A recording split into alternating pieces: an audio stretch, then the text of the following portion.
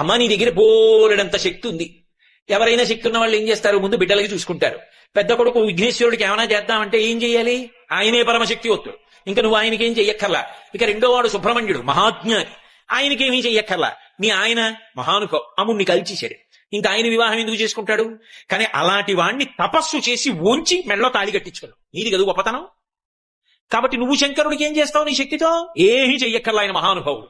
మరి నీ శక్తి అంతా ఏం చేస్తావు, పెద్ద కొడుక్కి నువ్వేం చెయ్యక్కర్లా, రెండో వాడికి చెయ్యక్కర్లా, మీ ఆయనకి చెయ్యక్కర్లా, మీ శక్తిని అంతటిని ఏం చేస్తావు అంటే నన్ను వచ్చి అడగక్క. ఎవడైనా వచ్చి ఆవిడ దగ్గర ఇలా వంగితే చాలట, అప్ప ఒక్కడ దొరికాడు రాని ఇవ్వడానికని ఇచ్చేస్తుంది.